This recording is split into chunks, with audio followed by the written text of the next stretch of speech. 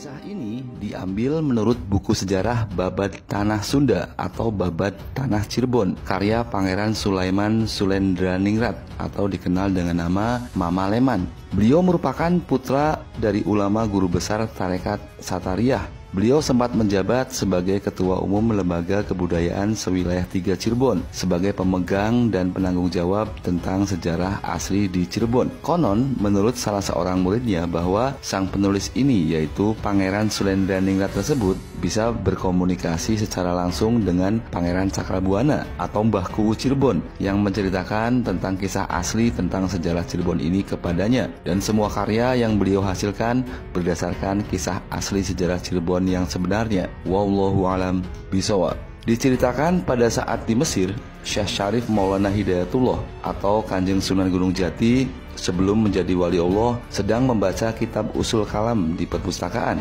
Di dalam kitab itu dijelaskan bahwa walaupun pada kenyataannya Rasulullah Shallallahu Alaihi Wasallam sudah wafat, tetapi Gusti Allah Maha Kuasa atas segala sesuatu. Maka dengan izin Allah, bukan hal yang tidak mungkin jika ada orang yang bisa bertemu dengan Rasulullah sekalipun beliau telah tiada. Semua semata-mata karena kehendak Allah Subhanahu Wa Taala. Seperti pada saat Rasulullah masih hidup dan melakukan perjalanan Isra Miraj, maka baginda Rasulullah bisa bertemu dengan para nabi terdahulunya yang sudah wafat. Penjelasan menurut kitab Usul Kalam tersebut membuat Kanjeng Sunan Gunung Jati merenung dan merasakan betapa rindunya beliau kepada leluhurnya yaitu Nabi Muhammad Rasulullah Shallallahu Alaihi Wasallam. Maka beliau sangat berkeinginan untuk bertemu dan berguru kepada Rasulullah Shallallahu Alaihi Wasallam. Syekh Syarif Maulana Hidayatullah yang merupakan keturunan Rasulullah yang ke-22 ini akhirnya keluar dari pejimatan atau dari perpustakaan dan menghadap ibundanya yaitu Kanjeng Ratu Rara Santang atau Syarifah Mudaim. Sambil bersimpuh penuh hormat kepada ibunya, lalu Kanjeng Sunan Gunung Jati berkata, "Duhai ibu, mohon izin dan restu Ananda hendak berguru kepada Kanjeng Rasulullah Shallallahu Alaihi Wasallam. Ananda hendak mencari dimanapun sekiranya beliau berada." Kemudian sambil tersenyum lembut, sang ibunda yaitu Ratu Rara Santang atau Syarifah Mudaim ini berkata, "Nak mas sayang, putraku, seyogyanya engkau telah tahu bahwa baginda Rasulullah Muhammad Sallallahu Alaihi Wasallam sudah wafat. Bahkan kau adalah keturunannya yang ke-22. Maka sebaiknya bergurulah kepada para kiai dan aulia yang kau sukai. Janganlah engkau mencari sesuatu yang sudah tiada." Namun rasa penasaran dalam hatinya yang kian meraja setelah mempelajari kitab Usul Kalam tersebut membuat Syekh Syarif Hidayatullah memutuskan untuk pergi mencari baginda Nabi Muhammad Rasulullah Shallallahu Alaihi Wasallam. Maka tepatnya pada tanggal 5 bulan Jumadil tahun 1466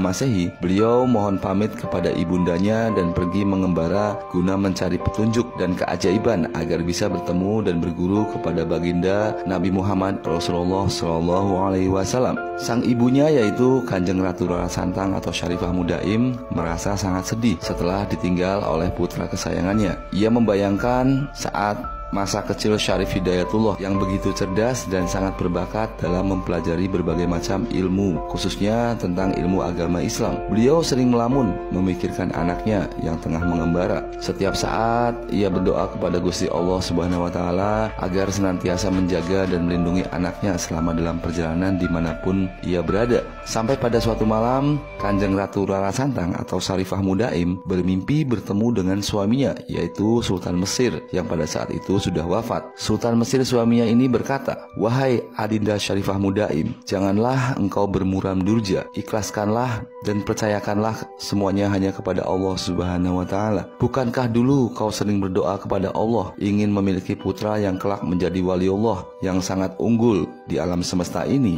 Mudah-mudahan karena perihal inilah putra kita bisa menjadi unggul seperti yang kau inginkan. Maka teruslah berdoa dan memohon kepada Allah Subhanahu Wa Taala." Begitu terbangun dari tidurnya, maka Syarifah Mudaim tertegun dan teringat tentang mimpinya tersebut. Lalu beliau langsung bertobat kepada Allah dan senantiasa memuji kemahakuasaan Sang Maha Pencipta. Dikisahkan Syekh Syarif Maulana Hidayatullah sedang mengembara menempuh perjalanan, naik gunung dan turun gunung, masuk hutan dan keluar hutan. Di tengah perjalanan, Syekh Syarif Maulana Hidayatullah bertemu dengan seekor naga yang sangat besar yang melingkar menghalangi perjalanannya. Kemudian naga itu berkata, "Wahai manusia muda, engkau ini siapa dan apa yang kau inginkan sehingga engkau menemuiku di sini?" Lalu Syekh Syarif Maulana Hidayatullah menjawab, "Wahai sang naga, aku adalah putra Mesir. Aku berkeinginan hendak berguru kepada baginda Rasulullah Shallallahu Alaihi Wasallam. Dan engkau naga, kenapa engkau tidak sama dengan ular yang lainnya? Engkau ini bisa berbicara bahasa manusia." Lalu sang naga itu berkata,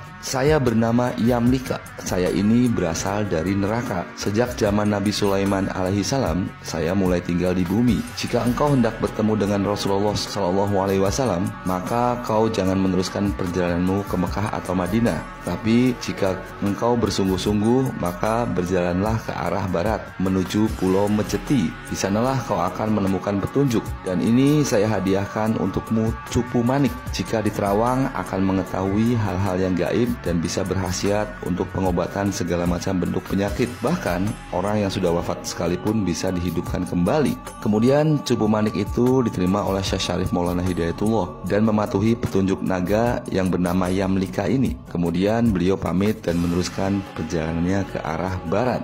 Sesampainya di pinggir Pulau Mejeti, Syekh Syarif Maulana Hidayatullah bertemu dengan seorang pendeta yang bernama Ki Pendeta Ampini. Kemudian sang pendeta ini berkata, "Wahai anak muda, siapakah Anda dan apakah yang hendak Anda cari di sini?" Syekh Syarif Maulana Hidayatullah menjawab, "Saya ini adalah putra Mesir. Nama saya Syarif Hidayatullah. Saya berkeinginan hendak berguru kepada Nabi Muhammad Rasulullah Shallallahu Alaihi Wasallam." Kemudian sang pendeta ini berkata, "Apakah kau belum tahu bahwa Nabi Muhammad SAW sudah wafat berabad-abad yang lampau? Sebaiknya bagaimana jika kita berziarah ke makam Nabi Allah Sulaiman alaihissalam saja yang berada di Pulau Mejeti ini?" Syekh Syarif Hidayatullah berpikir sejenak dan tidak ada salahnya jika berziarah ke makam Nabi Sulaiman alaihissalam yang merupakan salah satu utusan Allah pada zamannya. Maka beliau mengikuti saran pendeta Ampini ini dan berjalanlah mereka berdua mencari makbaroh Nabi Sulaiman alaihissalam. Tidak lama kemudian datanglah ular naga yang sangat besar menghalangi perjalanan mereka. Sang pendeta merasa ketakutan dan berkata, "Hidayatullah, ada naga yang sangat besar.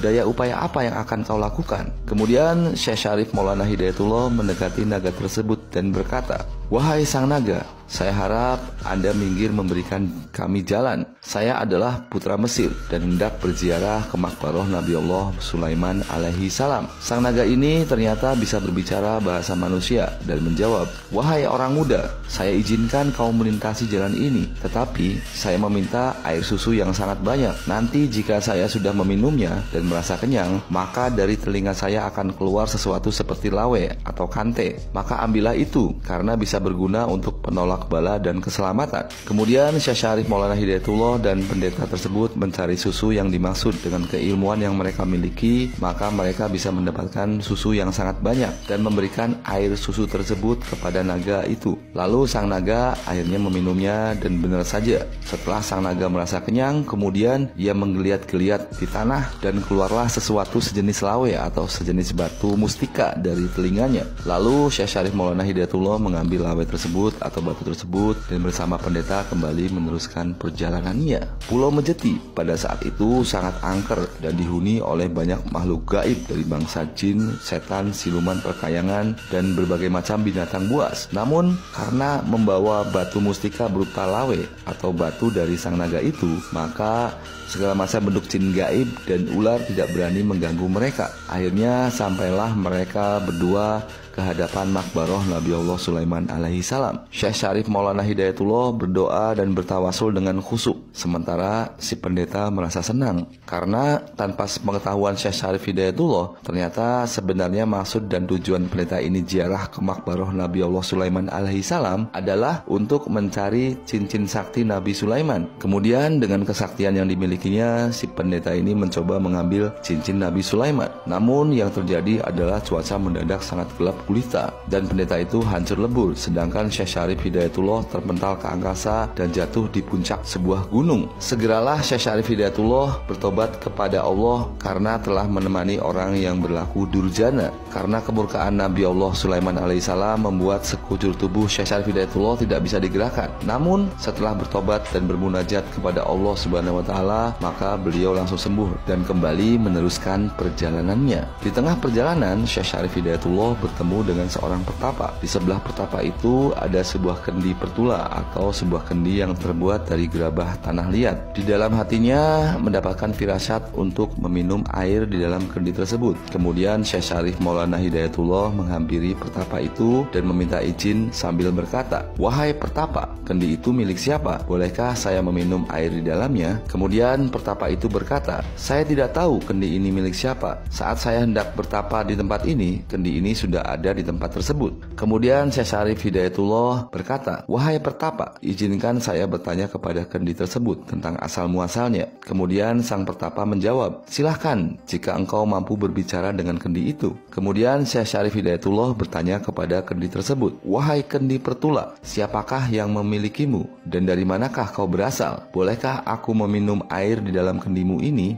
Dan keajaiban pun terjadi. Kendi itu bisa berbicara dan menjawab, "Saya kendi berasal dari surga. Semenjak zaman Nabi Nuh alaihissalam, saya diturunkan ke bumi dan menjadi milik Nabi Nuh alaihissalam." Kemudian Syekh Syarif Hidayatullah berdoa kepada Allah Subhanahu wa taala dengan bertawasul dengan membawa nama Nabi Nuh alaihissalam serta memohon izin untuk meminum air di dalam kendi tersebut. Lalu air di dalam kendi tersebut diminum, namun tidak sampai habis airnya, disisakan sedikit. Kemudian kendi itu diletakkan kembali ke tempatnya semula dan kendi itu kembali berkata, "Tuan dan keturunannya akan menjadi raja." Karena minum air ini tidak sampai habis, maka kekuasaannya tidak sampai terus, akan direbut hingga terjajah. Mendengar ucapan kendi itu, segeralah Syekh Syarif Maulana Hidayatullah mengambil kembali kendi itu dan meminum menghabiskan semua air sisanya sampai benar-benar habis. Lalu kendi pertula itu atau kendi yang terbuat dari tanah tersebut berkata kembali. Selanjutnya setelah terjajah, lalu negara tuan akan kembali merdeka dan abadi, tidak terjajah lagi, merdeka dan mulia negaranya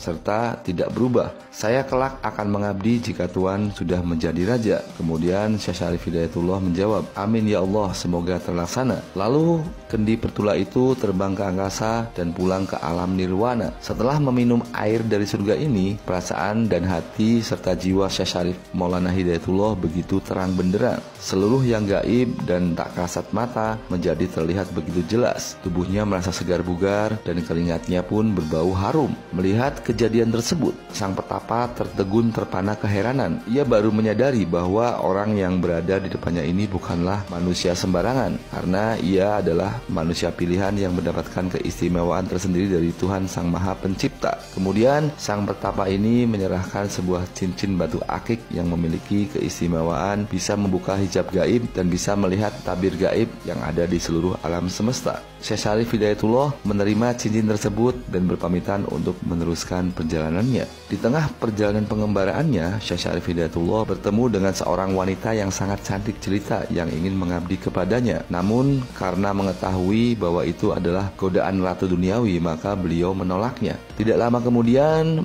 beliau bertemu dengan seorang laki-laki yang ingin mengabdi kepadanya dan mendengar suara yang merdu dan halus yang begitu indah dari angkasa yang berasal dari ratunya para setan gaib yang berupaya untuk menggodanya. Namun karena keteguhan iman Syekh Syarif Hidayatullah membuatnya mampu menolak bujuk rayu tersebut. Syekh Syarif Hidayatullah kembali melanjutkan perjalanan pengembaraannya. Siang bermandikan teriknya mentari, dan jika malam datang berselimutkan gelap yang sangat dingin. Namun ketabahan dan kesabaran hati Syekh Syarif Maulana Hidayatullah tidak menyurutkan niat dan langkahnya. Beliau terus berjalan sampai akhirnya bertemu dengan Nabi Allah Ilyas alaihissalam. Segeralah beliau memberikan salam dan hormat. Kemudian Nabi Ilyas berkata, "Terimalah baju ini sebagai pelindung tubuhmu. Jika baju ini dipakai maka akan seperti malaikat yang bisa memasuki benda yang padat tanpa berlubang, bisa membuat api tidak terasa panas. Jika dimasukkan ke dalam air, maka tidak akan basah. Dan jika bepergian, maka hanya dengan sekejap mata bisa sampai ke tempat tujuan. Kemudian Syekh Syarif Maulana Hidayatullah menerima baju tersebut, lalu memakainya dan mengaturkan banyak terima kasih. Lalu Nabi Ilyas alaihissalam berkata lagi, "Aku akan memberikan petunjuk kepadamu. Naiklah kau ke sebuah puncak bukit. Nanti kau akan bertemu dengan seorang laki-laki penunggang kuda. Lalu kau mintalah petunjuk jalan kepadanya." Syekh Syarif Hidayatullah mematuhi wejangan Nabi Allah Ilyas alaihissalam dan memohon pamit untuk kembali meneruskan perjalanannya. Kemudian beliau menaiki sebuah puncak bukit dan bertemulah dengan Nabi Allah Khidir alaihissalam yang sedang menunggang kuda sembrani atau kuda bersayap. Dalam mitologi Yunani dikenal dengan nama kuda Pegasus. Syekh Syarif Hidayatullah segera mengucapkan salam dan sungkem hormat. Nabi Allah Khidir alaihissalam lalu memberinya buah-buahan yang hijau dari surga, lalu menyuruhnya memakan buah tersebut. Lalu Syekh Syarif Hidayatullah memakan buah dari surga itu yang terasa begitu lezatnya. Tiba-tiba muncullah cahaya berbentuk warna-warni seperti pelangi. Buah dari surga itu memiliki khasiat bisa mengerti segala macam bahasa, baik bahasa manusia, bahasa jin, bahasa setan, bahasa hewan, bahasa malaikat, bahkan bahasa tumbuh-tumbuhan atau angin pun bisa dimengerti dengan baik. Dan berkahnya bisa menurun sampai ke 3 turunan.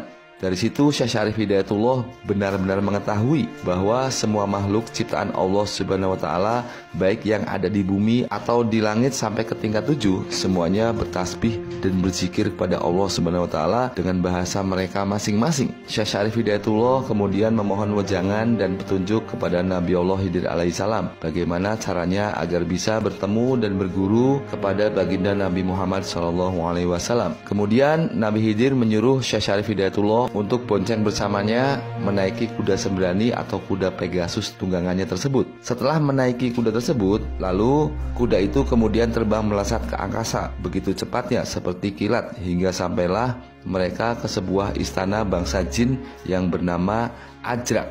Istana Ajrak ini terletak di angkasa di tengah-tengah antara bumi dan langit pertama. Kemudian Syekh Syarif Hidayatullah disuruh turun. Setelah beliau turun, kemudian memasuki gerbang keraton istana Ajrak dan bertemulah dengan sang Prabu Raja Jin Islam yang bernama Abdullah Safari.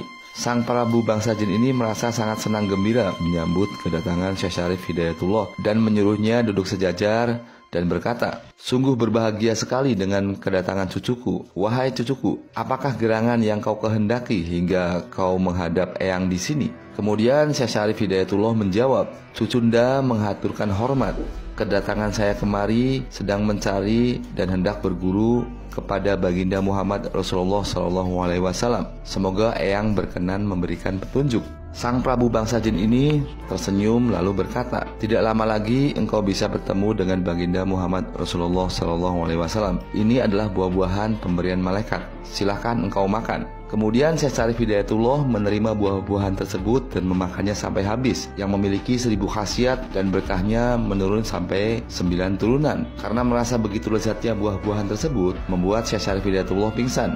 Kemudian sang Prabu memanggil Mahapatih dari bangsa jin yang bernama Patih Osad Asid dan berkata, "Ini adalah cucuku. Maka bawalah ia ke Damsyik atau ibu kota negara Islam di Ajrak. Masukkanlah ia ke dalam Masjid Mirawulung." Segeralah Kian Patih Osad Asid membawa Syekh Syarif Hidayatullah ke Masjid Mirawulung. Beberapa saat kemudian beliau tersadar dan sudah berada di dalam Masjid Mirawulung. Ia bertemu dengan beberapa roh manusia dan berbicara dengan mereka, dan mereka pun mendoakan agar tujuan Syekh Syarif Hidayatullah bisa dikabulkan oleh Gusti Allah Subhanahu wa taala. Kemudian Syekh Syarif Hidayatullah bertafakur dan berzikir di dalam masjid tersebut. Hatinya telah ikhlas dan bertawakal kepada Allah atas apapun yang akan terjadi di kemudian hari. Sekalipun jika ia tidak akan turun lagi ke bumi, ia sudah berserah diri sepenuhnya hanya kepada Allah Subhanahu wa taala.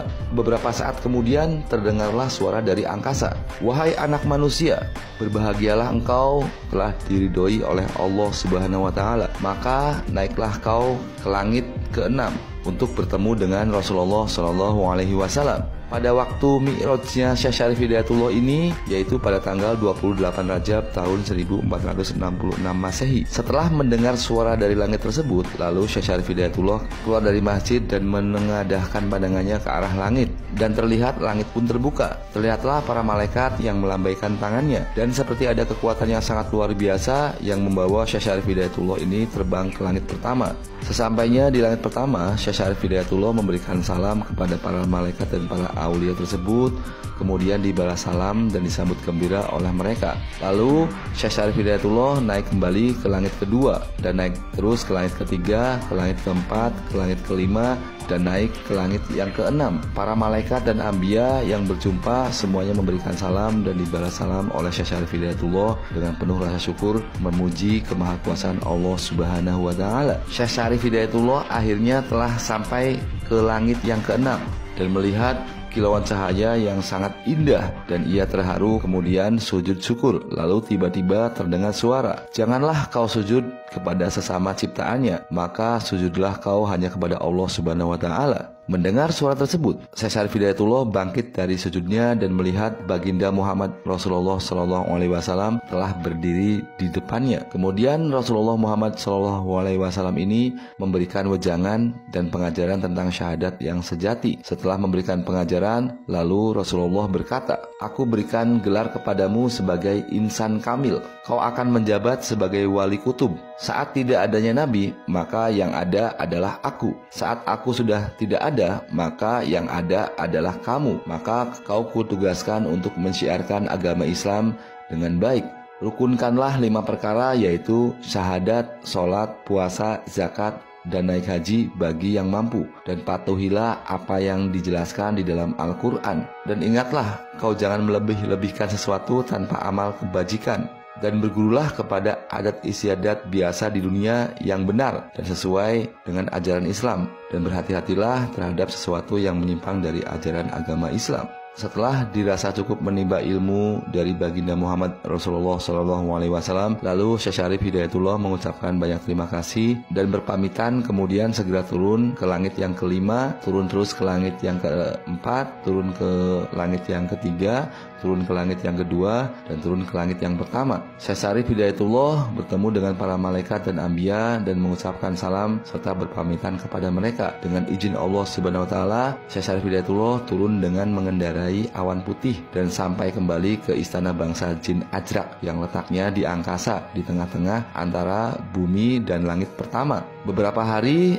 Syekh Syarif Hidayatullah bermalam di istana Ajrak tersebut, sampai akhirnya beliau permisi kepada Sang Prabu untuk pamit kembali ke bumi. Maka diantarlah Syekh Syarif Hidayatullah oleh Patih Osad Asid beserta 80 pasukan jin Islam dengan mengendarai mahligai emas dan dikawal bangsa jin. Akhirnya sampailah Syekh Syarif Hidayatullah ke keraton Mesir pada saat Nisfu Sya'ban di tahun 1466 Masehi. Beliau menghadap ibundanya, yaitu Ratu Rara Santang atau Syarifah Mudaim, dan disambut gembira oleh seluruh kerabat besar Kesultanan Mesir. Wallahu a'lam bishawab. Hanya Allah yang maha tahu atas segala sesuatu, dan dengan kuasanya maka tidak ada yang tidak mungkin. Jika Allah Subhanahu wa taala sudah berkehendak, maka hal yang tersulit dan hal yang tidak mungkin apapun bisa saja akan terjadi. Dan hikmah yang bisa kita ambil dari kisah tersebut adalah saat dimana kita bertawakal dan berserah diri dengan penuh ikhlas sepenuhnya hanya kepada Allah Subhanahu wa taala, maka di saat itulah bantuan dan petunjuk Allah Subhanahu wa taala akan segera datang. Dan tugas kita adalah berjalan dan berikhtiar untuk sampai kepada tujuan dan hal-hal yang kita inginkan. Semoga Gusti Allah senantiasa mengabulkan semua hajat dan keinginan tersulit apapun di muka bumi ini. Amin ya Allah ya Rabbal Alamin.